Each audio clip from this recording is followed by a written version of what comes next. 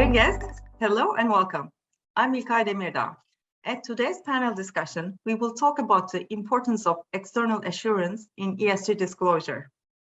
Financial markets need to assess the risks and opportunities facing individual companies which arise from environmental, social, and governance issues, as these affect enterprise value. This is driving significant demand for high-quality information. International investors with global investment portfolios are increasingly calling for high-quality, transparent, reliable, and comparable reporting by companies on climate change and other ESG matters. Let me introduce Kübra Koldemir, who is a sustainability business writer at Sustain Finance and one of the co-writers of the article, Will External Assurance Help Build Trust in ESG Disclosure? Kübra, welcome. And she will deliver the opening remarks and set the discussion by mentioning the key points from this article. The floor is yours. Thank you, İlkay. So as İlkay said earlier, financial statements must be audited by an external auditor because it builds trust. The question is, how can ESG assurance build trust when the external audit itself has these days some serious reputational concerns? We offer 4 viewpoints so ESG assurance could avoid backlash from their stakeholders related to any possible trust issues. 1. ESG assurance must maintain its independence because independence is the cornerstone of external assurance. 2. ESG assurance must go beyond offering boilerplate opinions. It took the audit practice, as we all know, the global financial crisis, and only then they started discussing key audit matters. ESG assurance providers should now not make the same mistake. They should bring up key assurance matters right away. 3. ESG assurance must demand that management stand by its sustainability reports. These reports need to be accompanied by a self-confirmation letter signed by the CEO as well as board members, declaring that the report contains nothing but the truth. 4. ESG assurance providers should be willing to submit to regulatory oversight. Unlike external audit, ESG assurance need not go through the very same failed experiment of self-regulation. In our Sustained Finance article we wrote together with Usman Hayat, we also used Coca-Cola İçecek, a bottling company headquartered in Istanbul, Turkey, as a useful example and a case study to which my colleagues will refer later in the discussion. Thank you, İlkay. Thank you, Kübra, for outlining these 4 key points from the article. I would like to move on to our next speaker, Richard Betts, who is an associate partner in climate change and sustainability services at Ernst & Young. Richard, welcome on board. We know that sustainability is already facing fierce criticism for greenwashing. To avoid trust deficit, how can ESG assurance make a difference? Thank you. So thanks, and hi everyone.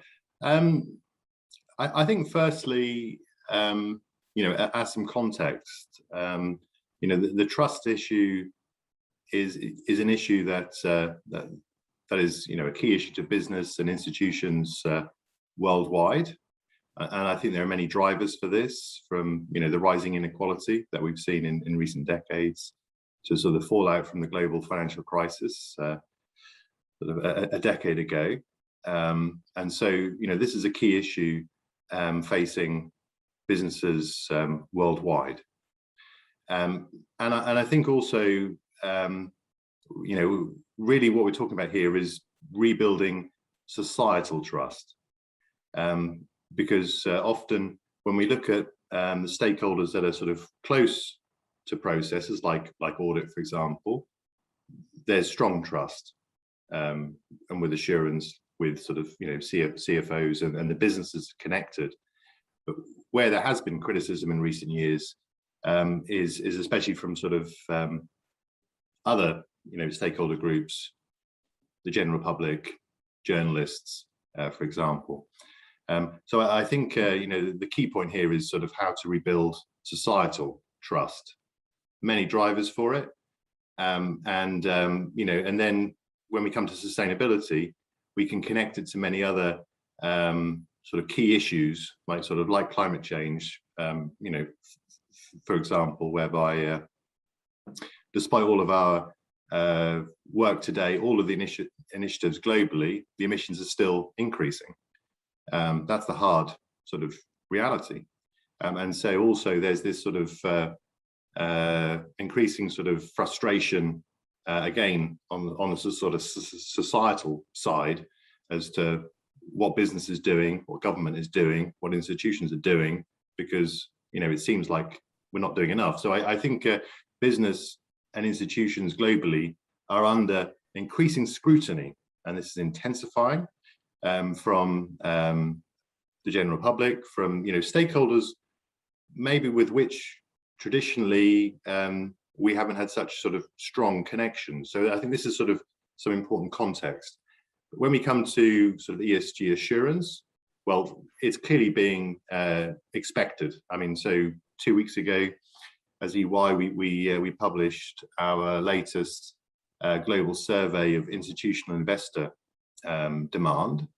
So every year we, with the help of a partner, we talk to senior decision makers in investors globally as to sort of their expectations, concerns around ESG. And the findings from this year's survey were that 87% of investors that were spoken to, senior decision makers from countries all over the world, 87% said that they wanted to see ESG assurance mandated. Yeah, so we see this sort of strong demand then from investors. We see growing concern from other stakeholder groups, like sort of customers, the general public. So in the UK government has just announced a new regulation that's going to come into force from next year, whereby the competition regulator is going to start assessing companies' environmental claims over concerns around greenwashing. Yeah, they've announced that they've given these 6 principles whereby companies' environmental claims will be assessed for their robustness and whether they sort of cover all environmental impacts across the life cycle. So we see this sort of growing demand then for more robust data. Now, when we come to sort of why ESG assurance is important, so we see this sort of expectation, this demand for robust data, more and more interest from diverse group of stakeholders, investors to customers to others. I think one point is we are facing the big issues we are facing are systemic: climate change, biodiversity loss, etc. And that means that to solve them, you need systemic solutions. So you need all of the system actors to be contributing to the solution. So in isolation, no one country, company, or stakeholder group can solve these. And what we've seen up to this point, in most cases, really, is that ESG assurance has been voluntary. And so, companies like Coca-Cola Isijek have decided that they wanted to get ESG assurance on certain metrics, and hence they have reached out to audit firms for assurance. But they have decided sort of what they wanted assurance on, and that's been sort of, and other companies have done the same. And so it's been on a voluntary basis. So really, to sort of move this to the next level, we need regulation. Yeah, that's not something that companies or audit firms can solve in isolation. It's a systems issue. Yeah, so we need regulation because we need this to be standardized. Because right now, it's been, in many cases, it's been voluntary, with different companies taking different approaches, getting assurance in different areas, etc., etc. And we see this coming. So, for example, in the EU, with their new non-financial reporting directive, the CSRD, from 2023, then 50,000 large companies across the EU will have to have their will have to report on their material ESG data in their annual reports, and they'll have to get that audited by their financial auditor. Yeah, so that's a huge sort of step up. You know, as we I think that's really important. You know, right now it's been sort of quite on a voluntary basis. 50,000 companies are going to have ESG data. They'll have to report and they'll have to get audited by their financial auditor. So we see this sort of this big step up, which is great. So I think and that will only intensify with more and more concern over ESG data. Assurance benefits then, so it helps companies increasingly comply with legislation. There's more legislation coming. It's been voluntary in so many cases, but there's legislation coming, and this will intensify with stakeholder demand. Obviously, it also helps improve the robustness, the credibility of what clients report. We see there are these concerns, you know, greenwashing concerns. In many cases, you know, companies are operating in a new area, and so, you know, they can put out information in the public domain, but it's not in their core area of expertise, and so, you know, they may not realize sort of the sort of potential issues. But anyway, there's this huge scrutiny. So it will obviously help with the credibility. It will help companies report in line with stakeholder expectation, in line with leading practice from standards, to be compliant. So I think you know, they're all key points. And I think my last point would be in terms of, you know, this is a rapidly evolving area, a new area for business everywhere. You know, ESG covers lots of different areas, and stakeholder expectations are rising rapidly as to what they want to see. So, like in the UK, over the next few years, the large listed companies are going to have to follow the TCFD recommendations. They're going to have to report on climate risks scenarios, and you know, companies and also audit firms traditionally haven't had those kind of skill sets in terms of how to report on climate risk, you know, sort of scenario analyses and these kind of things. That's a new competency. So in response, you'll see large audit firms and large companies investing heavily in these new areas, recruiting people, you know, with sort of expertise in climate change. But again, it links this systemic point that to really up the game, we need other system actors to also help us here. You know, universities, schools, so that the new, you know, the employees coming through in the next few years will also have the requisite skill sets. Richard, thank you so much. This has been so insightful. Really, you covered the whole spectrum, starting from why, you know, different stakeholders are giving pressure for such a change and where the future is. So thank you for that. Let's now look into a good case from a corporation, which Kübra mentioned from the article as well. Our next speaker is Burcun İmir, who's Group Sustainability and Communication Leader at Coca-Cola İçecek, which is listed at Borsa Istanbul. Coca-Cola reports its results separately for each of the geographies it operates, and since 2007 has sought external assurance on selected issues such as water and energy for some of the geographies. Burcun, can you please share your experience on integrated reporting and external assurance from a corporation point of view? Thank you very much for the opportunity. I'm very grateful to be a part of this panel. First of all, I'm fairly new in the company, in CCI. It has only been 5 months, and let me tell you what struck me the most.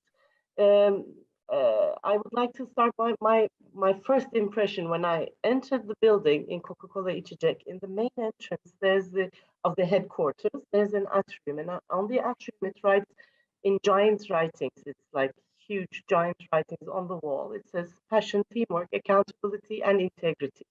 But these are actually CCI's values. Many companies have values. They write it on the wall. There's nothing new and nothing amazing about it. But what struck me the most as starting working for a company as a group sustainability leader, accountability and integrity is the very reason why any company issues integrated report and why we receive external assurance in the first place for our sustainability data. So the moment I stepped into the office, it gave me this feeling that these guys are really walking the talk. So having said that, I got to know what have been done so far. Our actually sustainability reporting goes way back to 2007, but our external assurance started in 2011 with water and energy data, and only for Turkey, because Turkey is at that time the largest operation, and we start, and it's like the headquarters, it's the admiralship, so the CCI started its external assurance for that. But then afterwards, over the years, for water, energy, and for waste data, CCI started receiving external assurances for those countries in that particular years. And in line with, obviously, all of these have developed in line with ISAE 3000 standards. So the scope of CCI sustainability reporting also grew gradually over the years, as well as its external assurance scope. So today, by the way, as a new country is added to the sustainability report in terms of scope, we have started getting, for the first year, external assurance for that country too. We have published our first integrated report in 2020, which is a proud event for us because it's the first in the FMCG market in Turkey.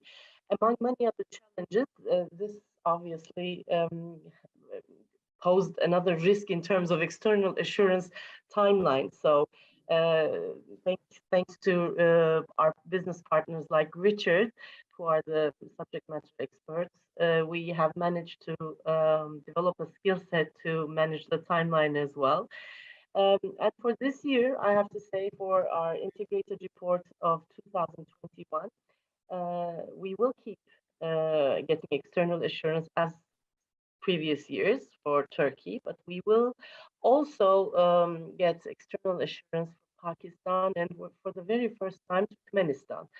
So we continuously strive to expand the scope and the coverage of external assurance for actually much of the reasons that Richard has mentioned, but to round it up, basically, why are we striving to expand our scope? Because it's a great opportunity for a company for standardizing the quality of its environmental data with globally accepted standards. And it basically helps those particular countries that you process for the first time external assurance, and in turn it improves the quality, the consistency, the accuracy, and also the reliability of the data we provide to our stakeholders. And just like, again, Richard mentioned, basically our investors. Now, I wasn't surprised to hear that 87% of the investors were actually interested in companies' external assurance receiving, because that is also the case with us. And what we do in addition to this external assurance, we CCI perform a third-party verification of our GHG emission data for Turkey. And external assurance is helping us tremendously when we can have a cross-check between our energy and emissions data.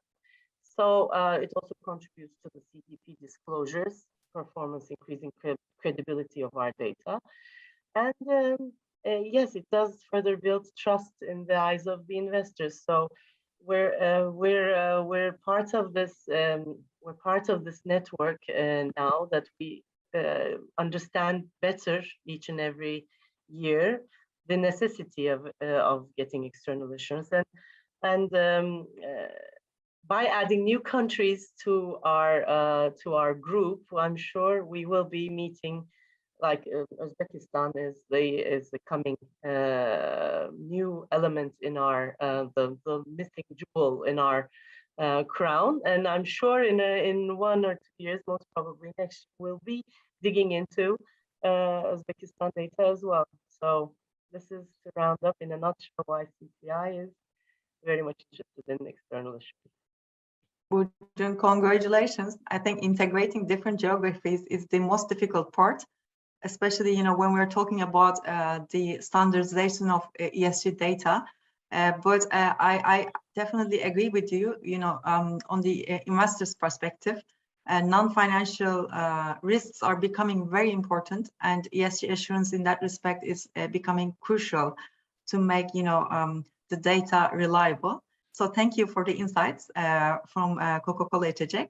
So let's now move on to Dr. Yılmaz Argüden, who is the chairman of Arge Consulting. And Mr. Argüden, welcome. We know Argüden Governance Academy has created an impact research called Sustainability Governance Scorecard, covering ESG compliant companies listed in 10 sustainable indices and in 7 countries. At your research, which is open to public, your scoring system includes a number of questions on external assurance concerning both a corporation's own operations as well as operations of its suppliers. The scoring system also checks if the corporation covers results separately for each geography where it operates, like Coca-Cola mentioned. Could you please explain why ESG external assurance is very crucial from all these perspectives and how it can build trust? Thank you. Thank you, İlkay. I would like to make a few points. First of all, I believe that acronym ESG is not doing justice to sustainability issues sufficiently for the following reason. First of all, E, S, and G are not similar. You have to provide governance to all the impacts of the decisions of the companies, economic, environmental, and social. So the governance is not a separate domain, but rather should encompass the full impact. Second, when you say the ESG, it puts it as an adjunct to financial reporting.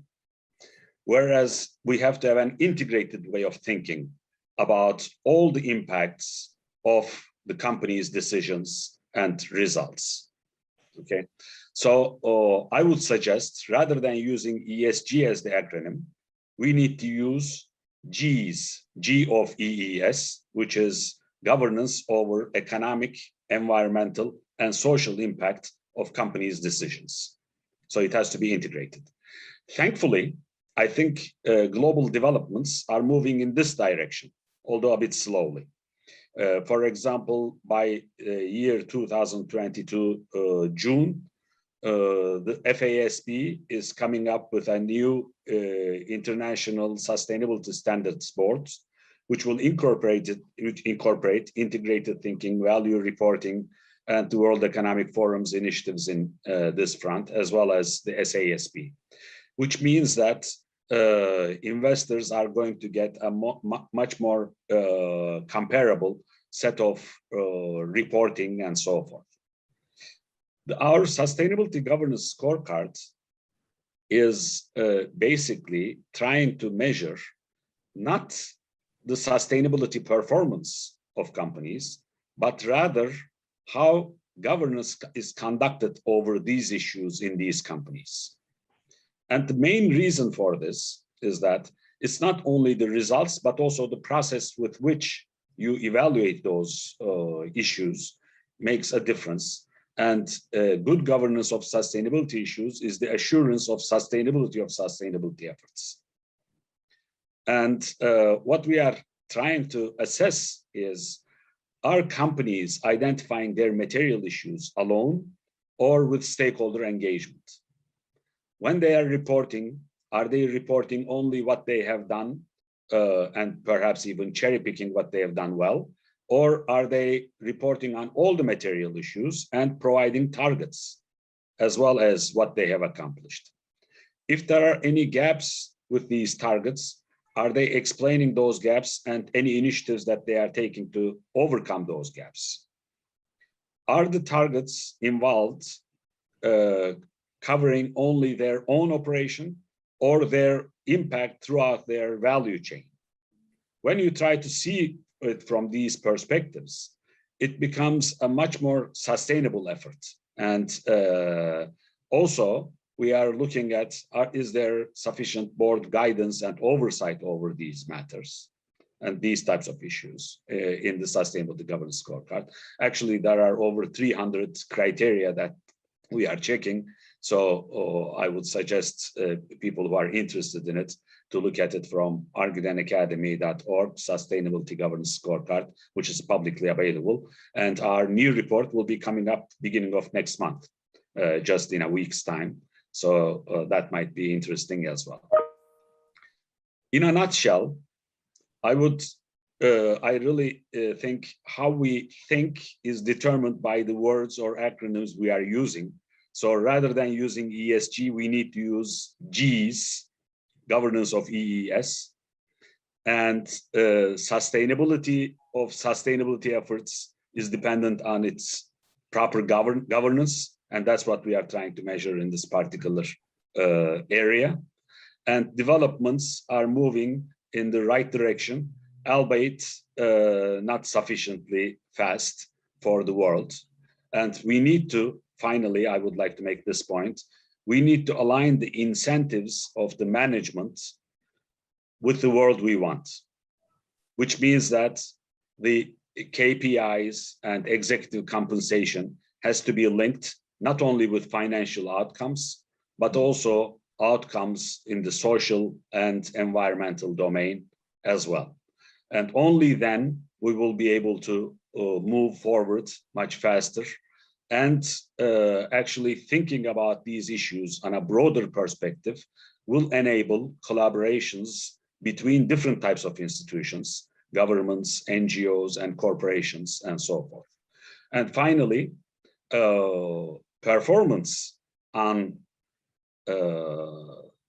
sustainability matters is context-specific, sector-specific, geography-specific.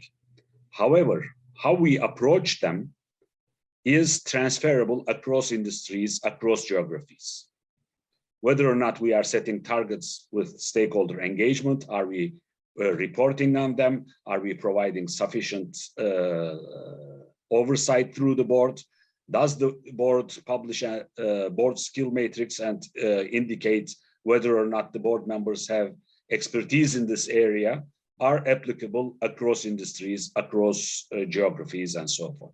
So there is a lot to learn from how to conduct our governance on all of these matters. And in short, this is basically trying to internalize the externalities in our decision-making. When we consider issues as externalities, they come back to haunt you with major risks.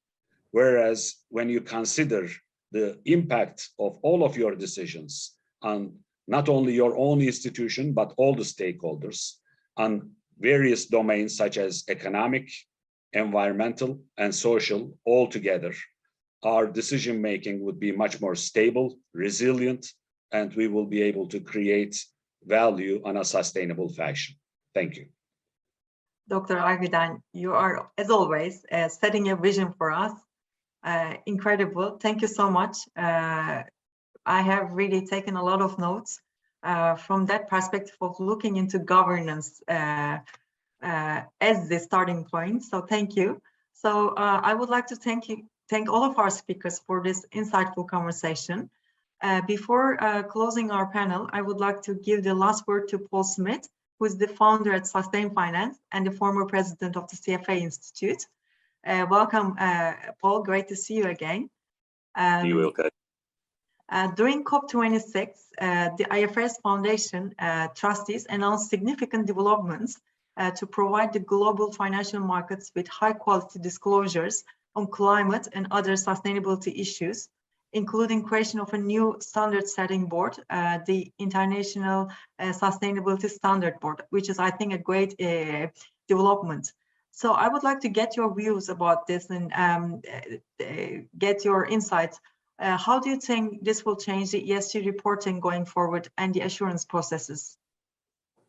Thank you, İlkay, and it's great to be here. I thought that was a fascinating conversation, probably the one of the best ones that we've had on this sustainable finance platform. And I think it's such a timely conversation, as well. As you said, İlkay, COP26 is just over, and one of the things coming out of COP26 was just how much investment dollars, trillions of investment dollars, need to be directed into the ESG world if we're to hit our climate goals, amongst many other challenges that face the planet today.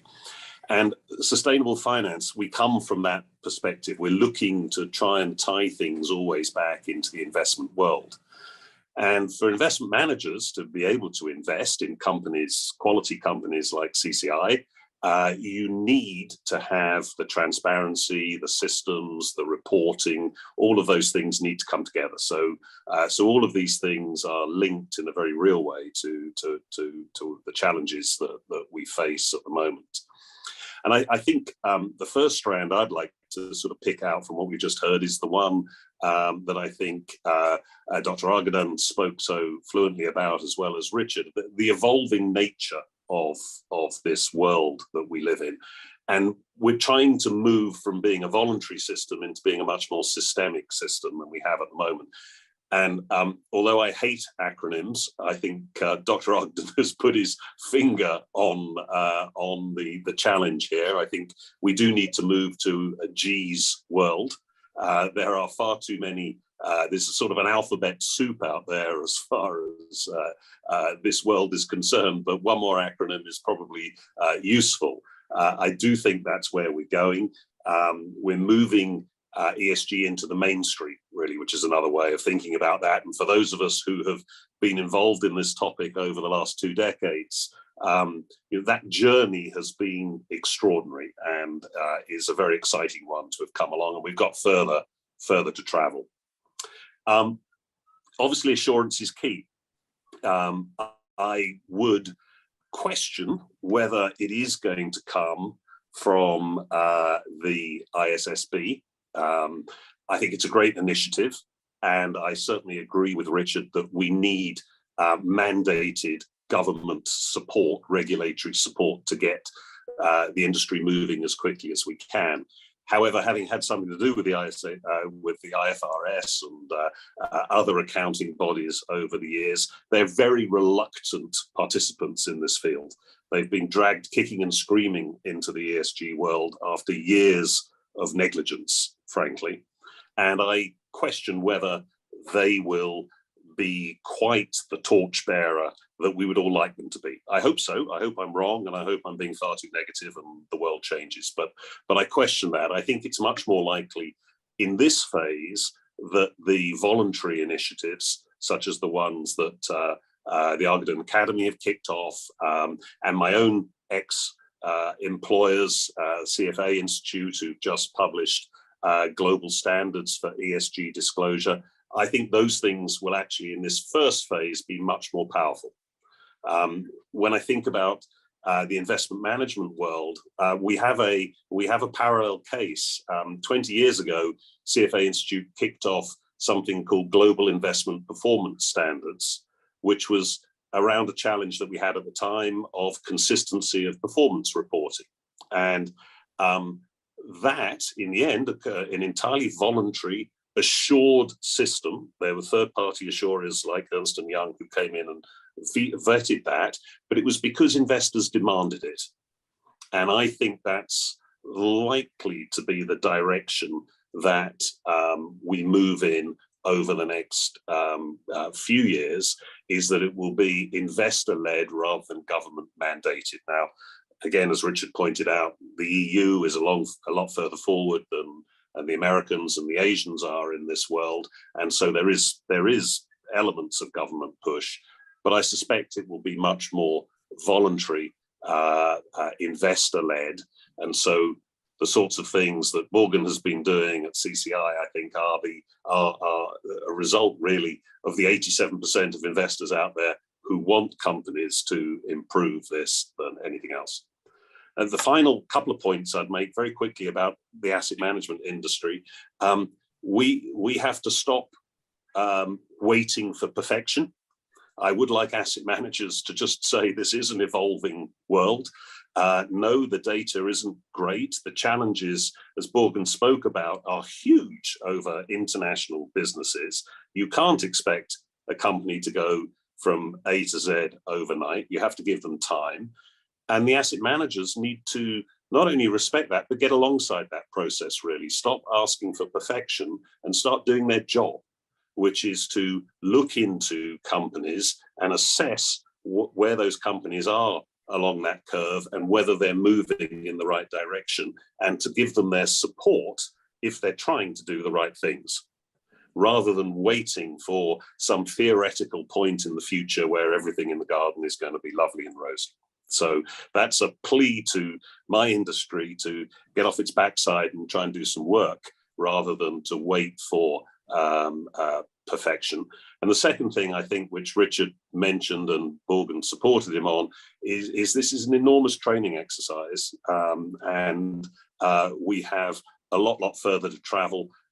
There are some tools out there today to help companies and individuals, but we need a lot more effort in that area if we're to improve the whole system. So it's evolving.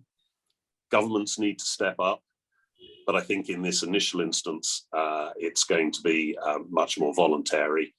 But down the line, we are going to be moving into a G's world, where ESG is no longer a sidebar conversation. It's absolutely part and parcel of the way that all companies have to think of themselves going forward as actors within a system rather than as exploiters of opportunity.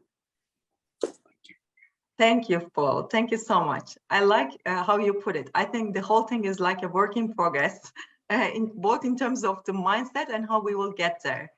And it's a great learning curve for companies, for regulators, for anybody working on this, I think, progress. So thank you so much. It has been a fascinating and timely discussion, as Paul mentioned. I would like to thank you all. We discussed the importance of external assurance in ESG disclosures today. And we all agree that the creation of globally consistent and transparent sustainability disclosure standards focused on long-term value creation will strengthen capital markets by helping investors make better decisions. So we hope that our discussion has been fruitful for you, and we look forward to seeing you in our upcoming discussions. Until then, take care. All the best.